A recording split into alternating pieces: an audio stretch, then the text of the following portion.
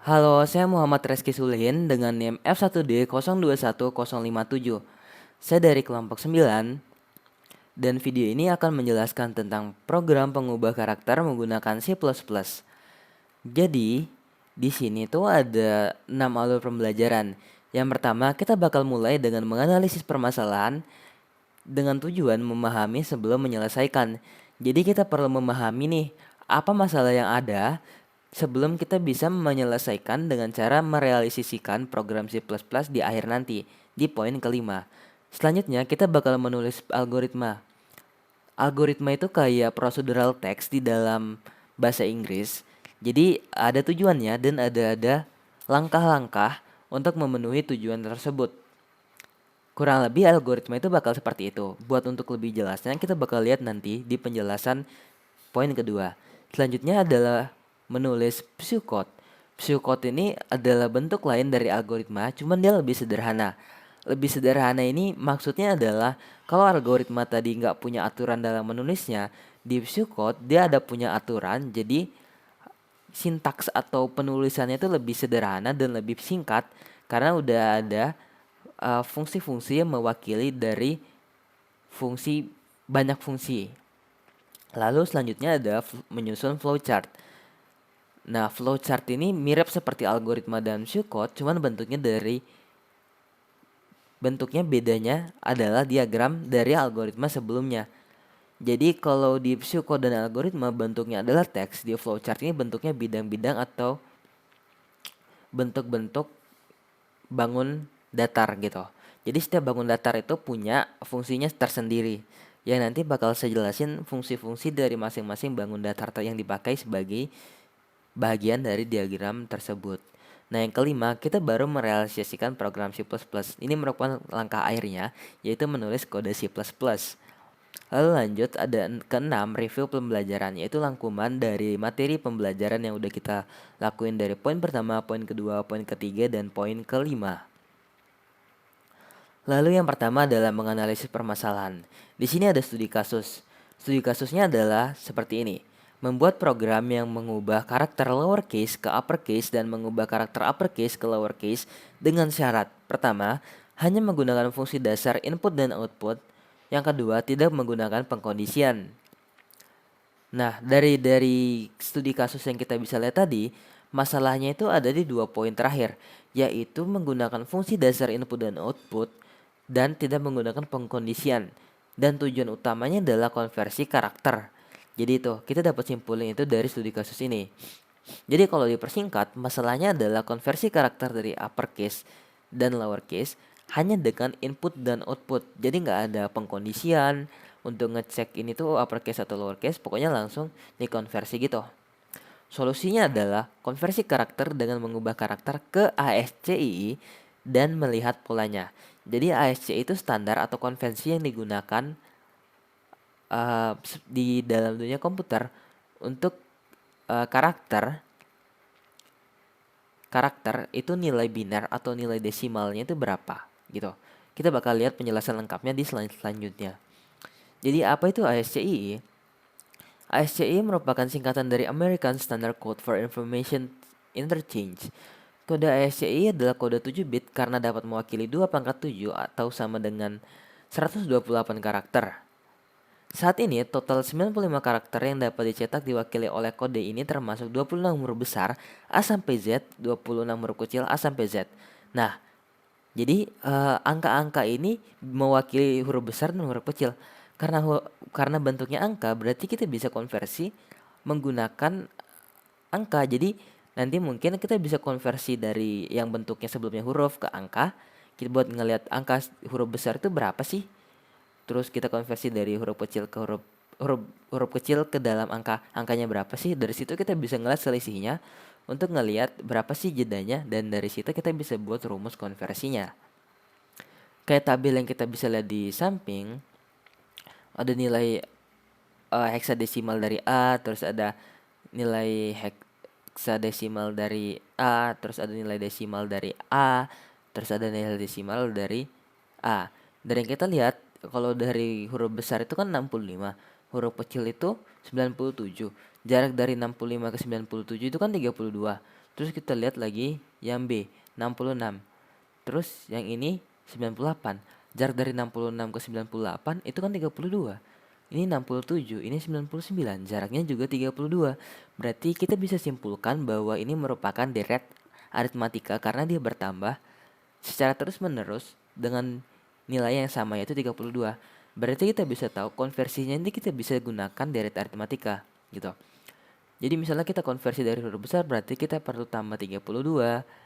Kalau huruf besar ke huruf kecil itu huruf kecil ke huruf besar itu kita kurangi 32. Huruf kecil ke huruf besar itu dikurangi 32. Jadi huruf besar ke huruf kecil itu ditambah 32. Oke, lanjut. Kita bakal mulai menulis algoritmanya. Kayak tadi saya bilang, algoritma program ini merupakan tahapan-tahapan logis guna mencapai tujuan dari program tersebut. Yang pertama, kita bakal ngebuat wadah untuk menampung karakter pertama, karakter kedua, nilai ASCII dari pertama, nilai ASCII dari karakter kedua. Kenapa sih kita perlu ngebuat wadah? Biar si komputer ini bisa memanfaatkan wadah yang udah kita buat tadi itu bisa dipanggil lagi gitu. Kayak ruang penyimpanan sementara kayak kita taruh di dalam flash disk gitu. Jadi bisa sewaktu-waktu kita panggil, kita manipulasi dan lain sebagainya. Lanjut ke poin kedua, meminta user untuk memasukkan nilai dari karakter pertama dan karakter kedua dalam bentuk huruf. Terus lanjut ketiga, mengkonversi nilai huruf karakter pertama ke dalam standar ASCII atau desimal. Jadi kita bakal gunain trik yang kita udah dapat dari menilai pola ASCII tadi. Yang keempat, menambahkan 32 untuk mengubah menjadi lowercase kayak tadi udah kita analisis, dan mengurangi 32 untuk mengubah menjadi uppercase kayak yang udah kita analisis tadi juga. Yang kelima, menampilkan hasil perubahan ke user. Nah, yang ketiga, menulis view code. Jadi kayak udah yang tadi saya bilang, ini adalah bentuk sederhana dari algoritma yang panjang kayak gini. Nah, tadi saya udah sempat mention kalau pseudocode itu punya fungsi-fungsi atau sintaks-sintaks yang udah default atau udah dari awal yang punya fungsi tersendiri kayak start, write, read, dan set, dan end.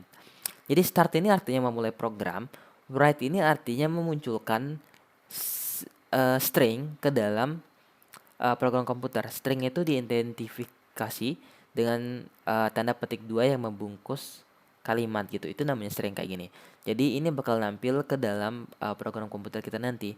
Lalu kita bakal ngebaca inputan user dan masukin dia ke dalam karakter pertama. Lalu kita bakal mendefinisikan karakter pertama dengan nilai karakter pertama dikurangi 32 karena kita bakal ngekonversi karakter pertama ke dalam bentuk uppercase, makanya kita kurangi 32. Lalu bakal kita tampilin hasilnya yaitu output uppercase sama dengan karakter pertama. Jadi bakal muncul tuh nanti nilai karakter pertama setelah dikonversi. Nah, sama kayak step yang di atas, kita bakal munculin input uppercase, terus baca karakter kedua, terus ngeset karakter kedua sama dengan karakter kedua plus 32 karena kita konversi ke lowercase. Terus kita bakal ngasih tahu si user hasil konversinya itu apa. Lanjut, kita bakal menyusun flowchart, yaitu diagram dari algoritma atau pseudocode sebelumnya. Kayak tadi saya bilang, bentuknya itu adalah diagram-diagram yang berisi ruang datar gitu, bangun datar. Jadi sini ada bangun datar oval, terus ada bangun datar persegi panjang, ada bangun datar nggak tahu nih apa namanya pokoknya kayak pensil, terus sejar genjang. Nah, dari start ini dibacanya gini, start program dimulai. Jadi dia pakai oval karena mengidentifikasikan program dimulai atau program berakhir. Terus selanjutnya ada uh, bangun datar persegi panjang. Bangun datar persegi panjang dalam flowchart itu fungsinya adalah mendefinisikan proses. Jadi di sini ada proses pendeklarasian variabel karakter pertama dan karakter kedua, lalu variabel integer ASCII pertama dan ASCII kedua. Lalu kita bakal nge-display karena ini kan ruang bidang datar ini artinya itu display. Jadi apapun yang di sini itu bakal ditampilkan ke dalam program komputer. Jadi kita bakal tampilin input lowercase. Lalu kita bakal lanjut meminta user buat menginputkan karakter pertama. Jadi jajar genjang ini fungsinya adalah untuk sebagai input atau output. Cuman lazimnya digunakan untuk sebagai input. Setelah kita dapat nilai karakter pertama, kita bakal masuk ke dalam proses. Makanya pakai persegi panjang lagi. Prosesnya adalah nilai ASCII pertama atau integer tadi kita isikan dengan nilai dari karakter pertama. Ini merupakan konversi kayak yang kita lakukan di sebelumnya, yaitu mengubah karakter menjadi nilai desimal supaya kita bisa nambahin 32 atau ngurangi 32. Jadi nilainya itu bakal di-assign ke karakter pertama. Terus karakter pertama atau ASCII pertama sama dengan ASCII pertama dikurangi 32. Karena dia konversinya ke dalam uppercase, makanya dikurangi 32. Lalu kita bakal ulang lagi karakter pertama sama dengan ASCII pertama. Karena setelah dikonversi dia bakal dimasukin ke wadah sebelumnya lagi, baru kita tampilin hasil dari konversinya. Nah ini pun sama, kita bakal ngasih tau komputer buat nampilin input uppercase, terus baca inputnya dan masukin ke dalam karakter kedua. Lalu ada proses konversi di karakter kedua dengan cara ASCII kedua sama dengan karakter kedua, ASCII kedua sama dengan ASCII kedua ditambah, ini harusnya ditambah 32, karakter kedua sama dengan ASCII kedua. Terus ada print output lowercase sama dengan karakter kedua, terus baru berakhir. Nah, sekarang kita bakal merealisasikan program C++-nya dari apa yang kita udah buat tadi, kayak algoritma, pseudocode, dan flowchart-nya kita bakal realisasikan dalam bentuk bahasa program, yaitu bahasa C++. Oke, di sini saya bakal live coding.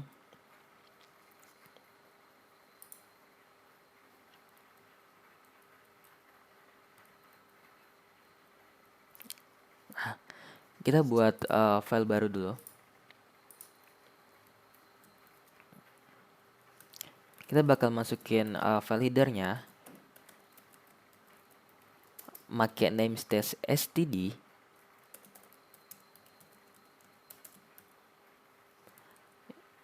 using namespace std, terus buat fungsi int main. Jadi fungsi int main ini satu-satunya fungsi yang bakal dijalanin oleh program. Jadi kalau dia nggak masuk ke dalam fungsi int main, otomatis kode program yang kita tulis itu nggak bakal dijalanin atau nggak bakal dibaca oleh compiler. Compiler itu kayak penerjemah bahasa program atau bahasa C++ ini ke dalam bentuk biner atau bahasa mesin biar si komputer ini bisa paham gitu. Jadi kayak tadi kita bakal ngedefinisin variabel dulu.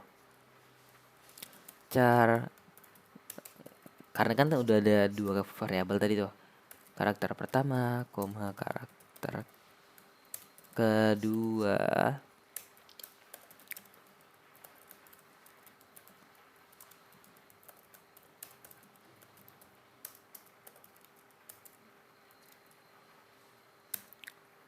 Oke, udah.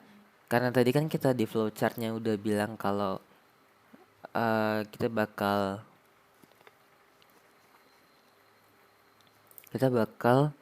ngedeklarasiin ini karakter pertama, karakter kedua, in ASCII pertama, ASCII kedua. Sini kita bakal lanjut melakukan deklarasi. Terus selanjutnya kita bakal nyuruh nampilin input lowercase ke dalam program kita. Caranya adalah dengan menggunakan fungsi cout. Jadi cout ini artinya menampilkan, makanya tandanya itu nge-assign ke cout, out, mengeluarkan atau menampilkan. Gitu deh cara pahamin dengan cara gampangnya. Nah, cout ini adalah fungsi yang ada di iostream. iostream ini input output stream. Jadi gunanya untuk menampilkan atau menginputkan apapun yang diberikan oleh user gitu. Makanya kita nambahin include iostream. Jadi input pertama itu kan kita pakai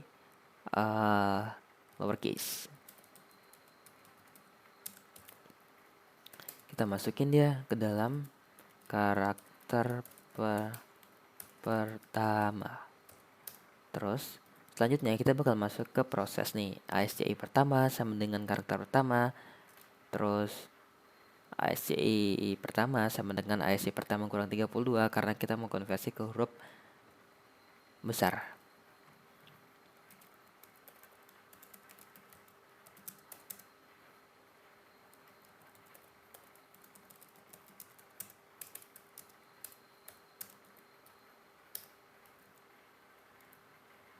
Oh, belum. Ini belum di-assign.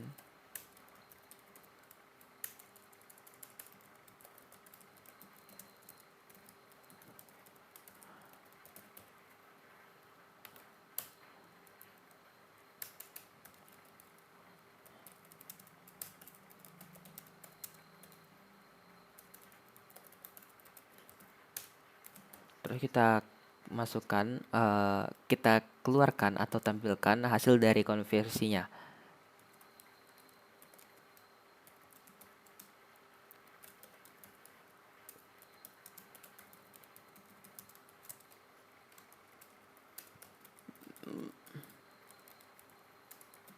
Terus kita tambahin endline. Endline ini artinya end line. Jadi endline ini memberhentikan atau memutus baris tersebut biar dia nggak nyambung lagi sama baris bawahnya. Jadi ngebuat baris baru gitu di bawahnya. Coba kita coba. Oh ya, jangan lupa buat nge-save. Oke, udah saya save. Terus kita tambahin return 0. Return 0 ini pakai sebagai pengecek apakah semua ini tuh berjalan dengan baik. Jadi seperti yang kita tahu bahasa program itu kan prosedural ya. Jadi dari atas ke bawah itu bakal dijalanin satu persatu. Makanya ini bakal jalanin, baru ini, baru ini. Jadi kalau ada salah satu yang error, misalnya di sini error, di sini tuh nggak bakal jalan sama sekali. Makanya kita perlu nambahin return 0 karena kita biar bisa tahu ini tuh udah jalan dengan baik atau enggak gitu.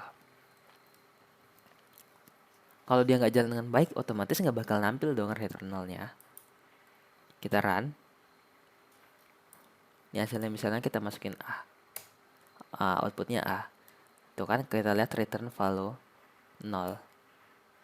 Berarti berhasil nih, nggak ada yang error. Berhasil tuh konversinya. Terus kita lanjut ke yang uppercase.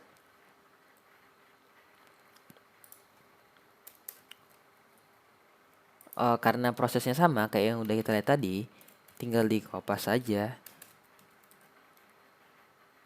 Tapi variabelnya kita bedain nih, karakter kedua. Karena kan pakainya karakter kedua, karakter pertama udah dipakai di atas.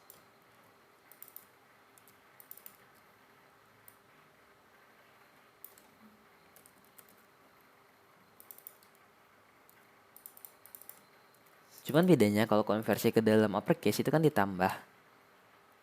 Konversi ke lowercase itu ditambah. Karena nilainya kan lebih besar daripada uppercase, makanya dia ditambah.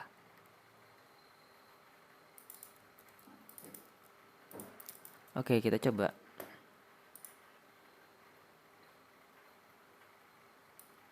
Misalnya kita mau pakai yang beda deh, V besar kan, terus N besar, jadi N kecil. Yeay, bener. Jadi coba kita review ya. Jadi di sini itu namanya header, di sini namespace. Header itu kayak yang udah tadi saya jelasin, fungsinya adalah untuk memanggil file header yang punya deklarasi-deklarasi yang bakal kita pakai, kayak Cout ini udah dideklarasiin ke di dalam iostream ini. Jadi kalau kita pencet tuh, ini isinya iostream. Jadi kita nggak perlu nulis yang ini ke dalam ini lagi gitu. Jadi nggak pakai aja si out si in. Terus in main. Kenapa kita nulis blok kodenya ini di in main? Karena kayak tadi saya bilang, satu-satunya fungsi yang bakal dijalanin itu adalah fungsi in main. Jadi apapun di luar in main nggak bakal dijalanin kecuali dipanggil ke dalam in main. Begitu. Ini tuh bagian deklarasi. Ini tuh ngasih keterangan si user, yaitu bagian yang ini nih. Bagian yang ini nih. Nih yang ini nih. Terus kita bakal masukin misalnya A. Tuh hasilnya A besar nih. Ini bagian yang output nih. Yang ini. Yang ini nih. Terus ini bawahnya nih input yang ini. Misalnya kita masukin B. Keluar B kecil yang ini. Gitu deh. Jadi programnya simple banget nih, padahal konsepnya lumayan ribet. Nah, itu kenapa kita harus ngebuat algoritma dan pseudocode atau flowchart itu di awal, biar kita nanti tinggal ngetranslasiin hasil dari pemikiran kita ke dalam bentuk source code. Jadi nggak perlu mikir lagi alur-alurnya gimana gitu. Oke, karena udah oke, kita udah selesai nih poin kelima, dan yang keenam adalah review pembelajaran. Sebenarnya reviewnya udah tadi nih pas kita live coding, cuman bakal saya ulang lagi. Jadi karena kan ini kan ada 6 poin atau 5 poin awal sebelum review. Jadi biasanya dalam kita ngebuat program itu poin kedua sampai poin keempat itu sifatnya opsional. Cuman lebih bagus kalau dibuat. Kenapa? Kalau kita ngebuat program itu kan pasti ngelakuin mikir mikir step-stepnya, sama mikir gimana sih cara ngelakuin ngetranslasiin step tersebut ke dalam bentuk kode program. Kayak misalnya di stepnya itu kita mau nampilin A, gimana sih kalau dalam kode program itu cara nampilin A. Nah kan berarti kita harus mikir dua hal dalam satu waktu. Buat sebagian orang, apalagi misalnya kasusnya kompleks, mikirin dua hal dalam satu waktu itu bikin pusing dan ngehambat kita dalam berpikiran cepat. Jadi programnya lama buat selesai. Makanya di sini ada cara terbaiknya atau best practice-nya adalah pertama kita menganalisis permasalahan, lanjut ke menulis algoritma, nulis pseudocode, nulis flowchart. Jadi pas mulai nulis program kayak yang tadi saya lakuin, kita tinggal langsung realisasiin programnya, ngetranslasiin step-step yang udah dijabarkan di bagian 2 sampai 4 tadi gitu. Gitu deh. Uh, Selanjutnya karena udah bagian review, udah deh karena programnya juga udah jadi. Jadi saya ucapkan selamat mencoba, selamat belajar. Saya pamit. Terima kasih banyak.